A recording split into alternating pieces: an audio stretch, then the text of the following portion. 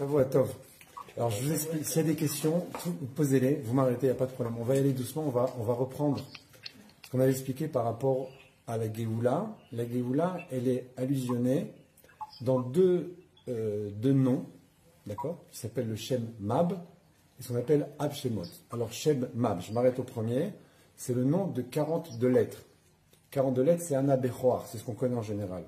Ana Bechoar, il y a 42 lettres et 42 mots. On lit les mots et on pense, on regarde les lettres. On ne les lit pas par contre, parce que ce sont les noms justement. Ces premières lettres de ces mots-là forment ces 42 noms. Donc ça, ce Mab, c'est un nom.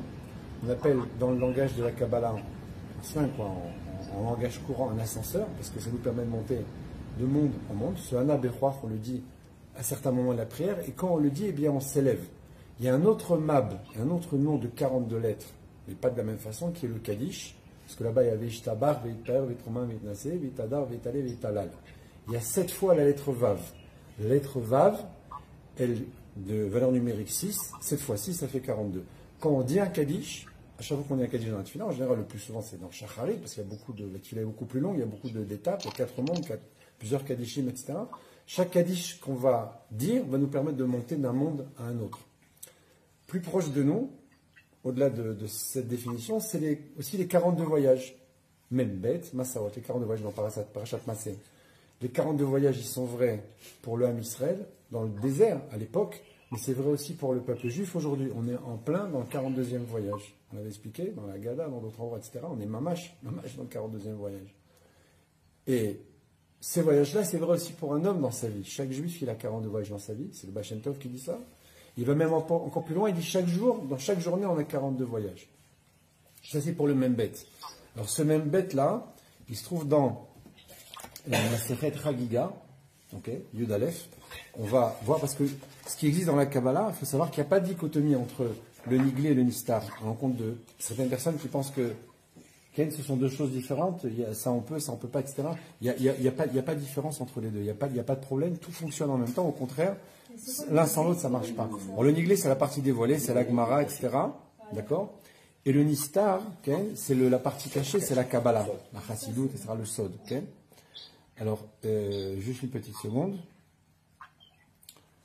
On va regarder où ça se trouve ici. Alors, juste les mots, c'est quoi? Bemaase Bereshit, Piresh Rabenuta, Mushem Mab.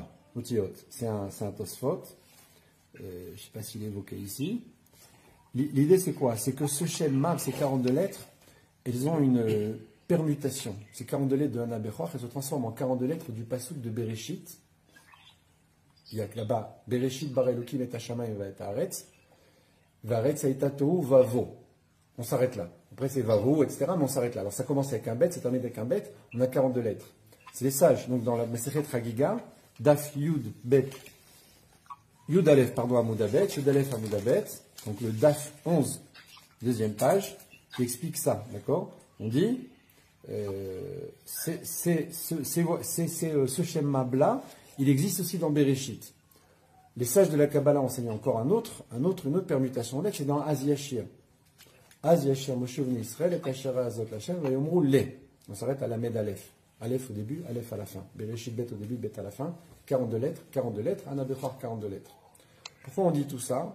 Pour expliquer donc qu'on a ici un lien entre ces noms-là et la Géoula. Alors maintenant, on va voir, puisque c'est 42 voyages, on va voir maintenant qu'il y a un autre nom qu'on appelle Ab Shemot. Les 72 noms en fait. Alors ça aussi c'est une Gemara. On avait expliqué que, juste par contre si vous regardez la page, dans la Gemara de Shabbat, de Souka, pardon, dans Souka, Menhe, là-bas on avait expliqué, on avait dit Mitzvat Arava, je ne sais pas si vous vous souvenez, on avait expliqué à Sukkot, il y a les Oshana Rabba, quand il y a les Oshana, tous les jours on fait le tour de la Lima, on avait dit, tous les jours on fait le tour, on dit Ana Hashem Oshiana, Ana Hashem Atzifana. Rabbi Yehuda dit, Ani Vaou Oshiana. Je ne sais pas si vous vous souvenez de ce texte-là qu'on avait cité. Comment il arrive à ce Ani Vaou? Bien, il prend justement ces Ab Shemot. Alors, c'est quoi les Ab Shemot, les 72 noms? C'est 3 psukim, 3 versets qui se trouvent dans Parashat Beshalach. Le premier, c'est Vaïssa, le deuxième, c'est Vayavo, le troisième, c'est Vayet. Vaïssa, Malach Elohim, il a voyagé l'ange de Dieu, Vayavo, il est venu entre le Ben Machane Israël et Machane Israël, entre le campement d'Israël et le campement d'Égypte. Et après, Vayet Moshe et Yado, Moshe a levé sa main et puis il va ouvrir la mer. Alors ces trois versets-là, hein, il se trouve qu'ils ont chacun 72 lettres. Alors qu'est-ce qu'on fait? On prend la première lettre du premier, on compose en fait des noms, des mots, en piquant à chaque fois une lettre d'un des versets. Maintenant, il y a une autre spécificité, elle est très importante, c'est que le premier est écrit à l'endroit, le deuxième est à l'envers et le troisième est à l'endroit. Vous êtes avec moi? Donc ça, c'est le Shema, le 42 voyages et les 72 noms. Alors pourquoi je vous dis tout ça? Parce qu'il se trouve que Rabbi Yehuda, qu'est-ce qu'il fait? Il prend la 37e lettre en partant du début, puisqu'il y a 72, c'est 36 et 36, et il trouve le mot Ani. Aleph, Nun, Yud. Aleph du premier verset, Nun du deuxième. Et après, il prend le premier nom, qui est Vav et Vav, puisque c'est la première du premier, la dernière, puisqu'on est à l'envers, du deuxième, et la première du troisième. Anivaou. Il dit Anivaou ou Shiana. C'est ce qu'il explique lui. Maintenant, partant de ce principe, on a construit un autre tableau qui consiste à prendre pas seulement la 37e lettre en partant du début, mais aussi la 37e lettre en partant de la fin. Et avec ça, on a obtenu la chose suivante, on a obtenu des lettres qui sont le Mem et le Aleph, le Nun sophite et le Nun normal, et le Dalet et le Yud. Okay, je vais le mettre un peu à l'écran, je ne sais pas si on arrive à le voir. Voilà, comme ça ici, donc il y a 2, 2 et 2. Okay, je ne sais pas si vous voyez. Okay. Alors, ces lettres-là, pourquoi elles sont importantes? Parce qu'on avait expliqué déjà que Mem et Aleph, ça correspond à tous les niveaux de libérateurs. On a dit Ménaché et Ephraim, c'est les premiers en fait qui apparaissent. Les deux viennent tous les niveaux. Mais c'est vrai aussi avec Moshe et Aaron. C'est vrai aussi avec Mordechai et Esther maintenant pour Purim. C'est vrai aussi pour Matityahu, Éléazar, Mashiach, Eliyahu Hanavi, etc. Ça revient à chaque fois. C'est un clan. Non, ça c'est le début. On avait expliqué par rapport à Ménaché et Ephraim que Yosef place ses fils dans l'ordre qui est pour lui le bon, puisqu'il met l'aîné à droite et le petit à gauche. Or, Yaakov ne reçoit pas, il va croiser ses mains. Et là, on avait expliqué, on arrive maintenant à la suite, pas seulement Mem et Aleph, on a maintenant les deux Nun, un qui est final et un qui est normal. Le Mem final, c'est celui de Ben. Quand j'écris fils en hébreu, le Nun, à la fin, il est final. Et quand j'écris Neched, le petit-fils, c'est un Nun normal. Donc, qu'est-ce qu'il a fait? Il a pris ses Nechadim, ses petits-fils, il les a transformés en fils. Le verset dit, Liem, ils sont à moi. La preuve en est, ils vont recevoir une Nachala, ils vont recevoir une part en Israël. Lévi ne reçoit pas de part en Israël. Yosef ne reçoit que Shrem, la ville de Shrem. Il n'a pas de Nachala là-bas, il n'a pas de part, il n'a pas de partage de la terre. Qui va recevoir la place, entre guillemets, de Lévi et de Yosef, qui sont 12 à la base, les deux vont sortir, si on peut dire comme ça. Ceux qui vont les remplacer, eh bien c'est Ephraim et Menaché. Donc on a ici les deux noms. Quand on arrive à la fin, on a le mot Yad, qui est écrit à l'envers. Pourquoi? Parce que justement Yaakov, si Kelet Yadav Yaakov a croisé ses mains. C'est comme ça qu'il les a bénis. C'est comme ça qu'on explique tout ce... En résumé, je reprends juste ici les points, parce qu'on va arriver à Purim. Quand on continue avec Moshe et Aaron, on a exactement la même chose, on en avait parlé la semaine dernière. Moshe est le petit, Aaron est l'aîné, il va y avoir aussi une interversion. Et là, on avait commencé à expliquer la semaine dernière, on va le comprendre encore mieux aujourd'hui, ce qui va se passer dans les deux Noun. Et là, écoutez bien, il y a un chidouche, même si on va sur Purim, mais on va aussi expliquer ce point-là. On avait expliqué que Moshe, à la base, est Cohen. Aaron et Lévi. Les gens surpris te disent, mais non, c'est pas bon, c'est pas ça. À la base, c'est le verset qui dit Aaron, Achicha, à Lévi, Aaron, ton frère, le Lévi, vient vers toi. Et à ce moment-là, c'est l'étape où ils vont, Mechabkim, ils vont s'enlacer l'un l'autre, ils vont accepter, Moshe va accepter la direction alors qu'il ne veut pas du tout l'accepter. Je suis bègue, c'est pas moi, j'ai pas le droit, je peux pas, mon frère est le frère aîné, il est en Égypte. C'est lui le Cohen, tout le monde le connaît, j'ai rien à voir avec tout ça, je suis perdu là-bas, à Midian avec mon bâton et mes moutons, Dieu lui dit, c'est toi.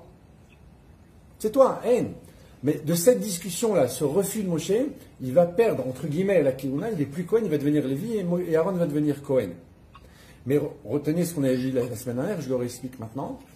Ils vont, à l'image de Ephraim et Ménaché, les mains vont se croiser. Parce que Moshe va rester dans l'axe de droite, qui est l'axe du Chesed. Il est dans Netzar. Netzar, c'est en dessous d'Avram, c'est en dessous du Chesed. Pourtant, il est Lévi. Or, Lévi, c'est la Gvura. C'est-à-dire qu'il avait un nom de Gvura dans un axe de Chesed. Aaron, qui est Oev Shalom, Rodev Shalom, celui qui aime la paix, amène la paix, etc., qui est Chesed absolu, puisqu'il est Cohen, est dans l'axe de gauche, dans la Gvura.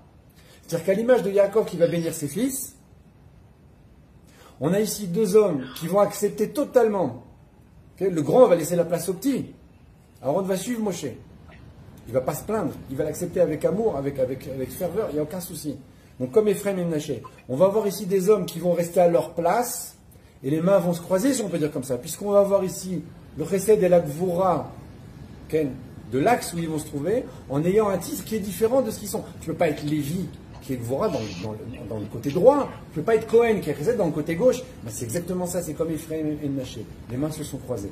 Et regardez comment on arrive à ça. On a dit on a deux nouns, un final et un normal.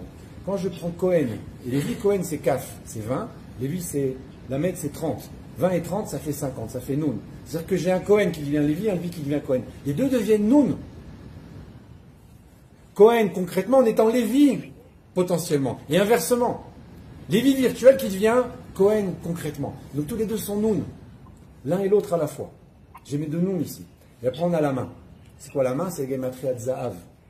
14. Ils vont jeter chacun l'or dans le feu.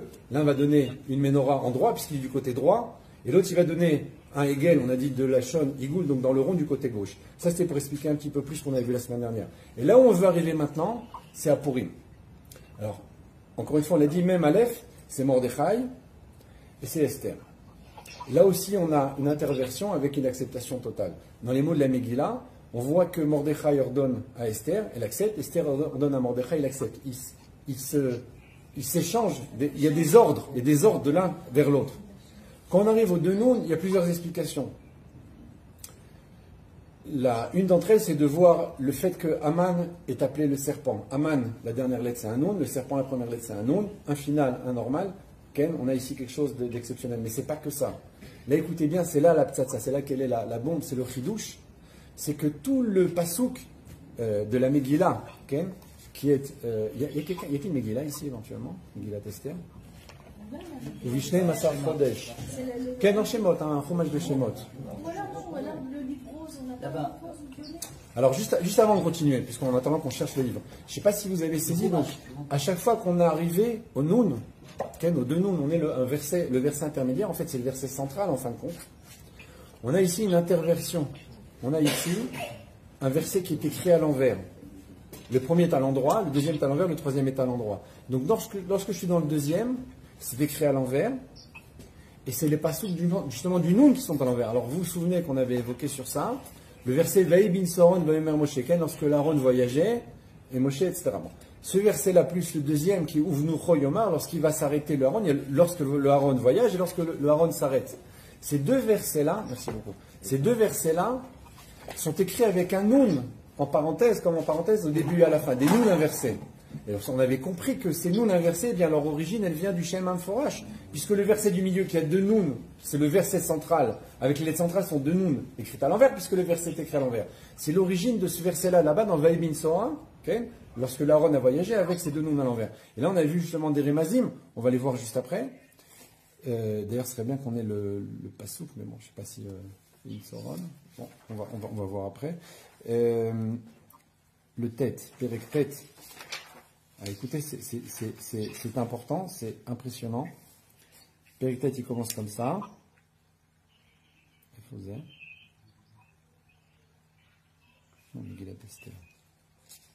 y est. Des fois après Kimpo. Non, des fois. Tête.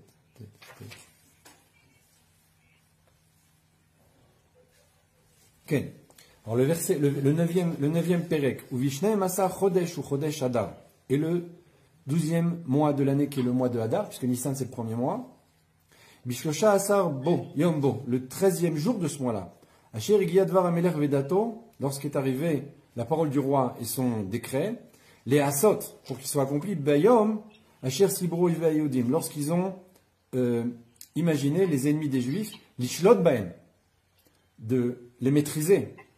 Le décret, c'était, tout le monde le sait, tuer, que Dieu préserve, tout le peuple juif dans le monde entier, le même jour, hommes, femmes, enfants, sans exception, puisque Achashverosh règne sur le monde. Décret implacable, ok?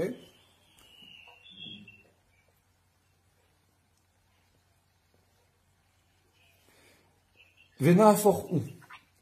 Tout le monde connaît ce chant, Vena Afor Venorken. Vena Aforhu, tout le monde le chante, on le connaît, c'est toute l'idée de Purim.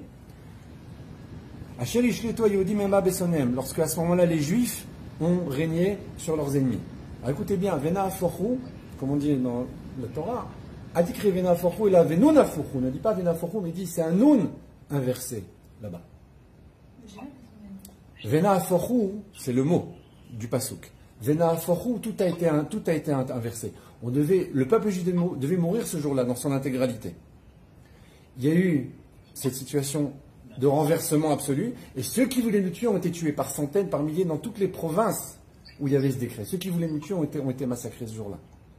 Mais le verset, la Torah nous apprend ce changement de situation par les mots Vena Afor ou, et la chose a été inversée. Quand tu dis Vena Afor ou, c'est Venun Afour ou, et c'est un nun inversé là-bas. Un nun inversé là-bas, c'est nos deux nun dans le verset du milieu, ce sont deux nun dans le verset de Vaibin Soharon. Et on a dit, ces versets-là, c'est justement le siman de la Géoula. C'est ça qui est marqué dans la Megillah. Venun afour ou. C'est un nun inversé. Alors, si vous voyez les mots, ils vont s'enfuir tes ennemis et ceux qui te haïssent, etc. C'est exactement les mots du Pasuk. Parce qu'il y a marqué ici, Ojvea Yehudim, Ojvecha dans le verset. Ema Besonem, Mesan Echa, dans le verset qui est, avec ces deux noms inversés, il y a là-bas, lorsque le Haron se levait, les ennemis disparaissaient, ils étaient tués automatiquement, et ceux qui haïssaient Israël aussi. Donc ça veut dire que le lien, il est absolu ici. C'est-à-dire que ce Nun Afour ici, qui est marqué dans la Megillah, puisque Vena Afourou, c'est Nun Afourou, c'est ce qui explique ce qui se passe dans le mois de Hadar. Et là, on arrive au Yud Dalet. Donc ce Da, il se dit à l'envers, c'est quoi Yud Dalet? Eh bien, c'est justement le Yud Dalet Hadar, le jour de Purim. Tout a été inversé. C'est un jour d'une grandeur absolue, puisque Vena Aforhu, d'Afka ce jour-là, tout s'est transformé. Vous êtes avec moi? Donc c'est magnifique de précision, et ça explique exactement à la fois les Hapshemot, dans tous leurs degrés de Géoula, les deux versets de Vaïm Soron, où on a nos deux noms inversés, et surtout le texte dans la Megillah ici, où ces mots-là sont criants, puisque c'est le chant qui revient, les versets qui reviennent à chaque fois, Vena Aforhu, Vena Aforhu. Tout a été inversé. On devait tous mourir, ceux qui devaient nous tuer ont été tués. Également Oyev, également Sonné, également les ennemis et ceux qui nous haïssent. Il y a des questions dans le public? Pas de questions. C'est Besséder. Et donc la main, alors maintenant, pour ceux qui sont habitués à la lecture de la Megillah, moi je lis tous les ans, mais c'est un mot qui revient énormément, le mot de Yad, le dernier, donc dans les trois psukim. Yishloach Yad Bigvacher Ha'atam. C'est le verset qui vient juste après d'ailleurs, qu'on a dit ce mot-là, donc de B'Shem Asar Chodesh. Le pasuk qui vient juste après dit Alou Yehudim Be'arehem, se sont rassemblés les Juifs dans leur ville, Bechol Medinot Amelech Achashverosh, dans tous les pays du roi Achashverosh, sur toute la planète. Yishloach Yad pour envoyer leurs mains sur ceux qui voulaient leur mal. C'est-à-dire que normalement on devait être tous tués, à la place de ça, eh bien, il y a l'Ishloach Yad, c'est le dernier verset du Shem Amforash, même Aleph, Nun, Nun, et après Dalet Yud. Donc la main ici a été inversée. Ceux qui devaient, parce que ça revient des dizaines de fois dans la Megillah le mot Yad, l'Ishloach Yad, comme ceux qui voulaient tuer Achashverosh, et Mordechai les a entendus, puisqu'il parlait une langue qu'il connaissait, etc. Il était Rosh Sanhedrin, il parlait 70 langues. Il les a attrapés, il a dit, il y a ceux-là, ils fomentent sur le roi, ils veulent le tuer. L'Ishloach Yad Bamelech, il voulait tuer le roi. Et l'Ishloach Yad Bayodim, il voulait tuer les Juifs. Ce mot de l'Ishloach Yad, il revient constamment. Mais là, tu vois que l'Ishloach Yad, Atam, la main a été envoyée, le crime, donc la punition, la mort, a été envoyée sur ceux qui voulaient, les Vaksher Atam, qui demandaient notre mal. Donc c'est le ménaphore ou absolu. Ok? Donc c'est la suite, c'est le verset qui vient juste après. Donc c'est ça toute l'idée. Ce Yad qui est écrit à l'envers avec Dalet Yud, cette main qui devait nous tuer, est devenue la main vengeresse. Eux ont été tués à notre place. Et pourquoi tu as parlé de Aaron HaKodesh quand tu as parlé de la Forco?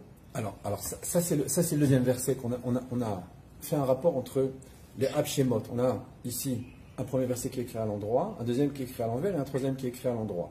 Or, dans le verset qui est écrit à l'envers, on a dit donc ici, au milieu, ce sont deux lettres nun, un final et un normal, d'accord? On a ici deux nun qui sont écrits à l'envers automatiquement, puisque les autres versets sont écrits à l'endroit. Ces deux nun qui sont écrits à l'envers, c'est une symbolique. Et on a un verset, tu as raison de te questionner, parce que c'est encore une explication qu'on n'a pas vraiment donnée. Cette symbolique, c'est quoi? C'est dans Masechet Shabbat. C'est là, Masechet Shabbat, là-bas, Kuf Tet Zayin. Il explique qu'il y a ces deux versets-là. Ces deux versets-là de Vebin Soharon Uvnucho, c'est quoi? Ces deux versets sont écrits dans la Torah, okay, avec deux nun afuchim, deux nun qui sont écrits à l'envers.